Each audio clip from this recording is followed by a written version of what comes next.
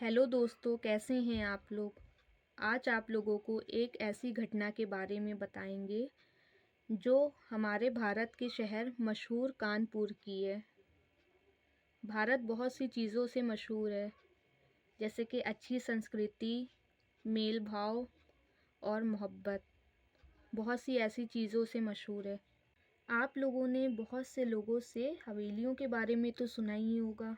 दोस्तों, ऊपर वाले ने सबसे बड़ा रिश्ता इंसानियत का ही बनाया है, लेकिन बहुत से लोग ऐसे भी हैं जो ऐसे रिश्ते को नहीं मानते और अपने फ़ायदे के लिए किसी को भी मौत के घाट उतार देते हैं।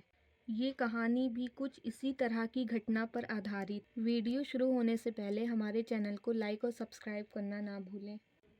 कानपुर शहर के बाहरी इलाके में एक पुरानी और जर्जर हवेली है, जिसे लोग डर की हवेली कहते हैं।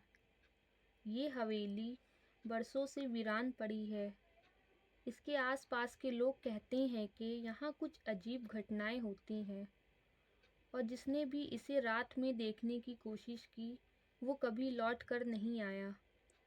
ये हवेली अंग्रेज़ों के ज़माने में बनाई गई थी। कहा जाता है कि हवेली के मालिक राय बहादुर ठाकुर प्रताप सिंह एक क्रूर जमींदार थे। उन्होंने अपनी हवेली को और भव्य बनाने के लिए सैकड़ों गरीब किसानों को बेघर कर दिया था। लोग कहते हैं कि प्रताप सिंह तंत्र मंत्र में भी विश्वास रखते थे और अपनी हवेली में बलि देते थे। एक रात प्रताप सिंह ने अपनी हवेली में एक बड़े यज्ञ का आयोजन किया। इस यज्ञ में उन्होंने एक युवा लड़की की बलि दी। बलि के दौरान लड़की ने बद्दुआ दी कि ये हवेली और इसमें रहने वाले लोग कभी चैन से नहीं रह पाएंगे। उसी रात हवेली में भीषण आग लग गई। प्रताप सिंह और उनका पूरा परिवार इस आग में जलकर मर गया। उस हादसे के बाद जो भी उस हवेली में रहने गया, उसे अजीब और भयानक अनुभव हुए। हवेली में रहस्यमय परछाइयाँ दिखती थीं और रात को किसी की चीखने चिल्लाने की आवाज़ें आती थीं। कई लोगों ने तो बताया कि उन्हें एक सफ़ेद साड़ी में महिला को हवेली के आंगन में भटकते देखा। कुछ साल पहले एक फिल्म निर्माण दल ने इस हवेली में एक हॉरर फिल्म की शूटिंग करने का सोचा। पूरी टीम ने यहाँ डेरा डाला। पहले दिन सब कुछ सामान्य था, लेकिन जैसे ही रात हुई अजीब घटनाएं शुरू हो गईं। कैमरे अपने आप चालू और बंद हो रहे थे। टीम के एक सदस्य ने बताया कि उसने एक बच्चे की हंसी सुनी, जबकि वहाँ कोई बच्चा नहीं था। एक अभिनेत्री ने हवेली के ऊपरी मंजिल पर किसी की परछाई देखी।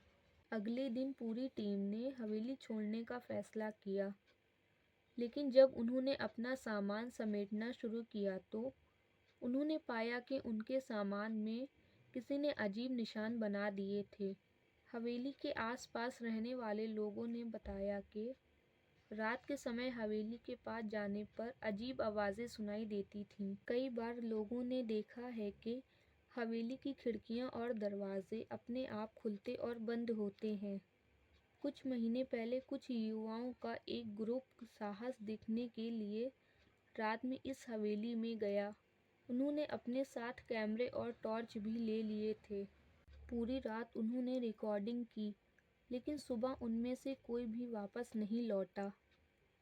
बाद में पुलिस ने जब हवेली में जाकर देखा तो वहाँ सिर्फ उनके कैमरे और कुछ खून के धब्बे मिले। कई पैरानॉर्मल विशेषज्ञों ने हवेली की जांच करने की कोशिश की, लेकिन कोई भी इसके रहस्य को सुलझा नहीं पाया। लोगों का कहना है कि वो लड़की जिसे बलि दी गई थी अभी भी अपनी आत्मा के साथ इस हवेली में भटक रही है। आज भी डर की हवेली कानपुर के सबसे डरावने स्थानों में से एक मानी जाती है। कोई भी रात में इसके पास जाने की हिम्मत नहीं करता।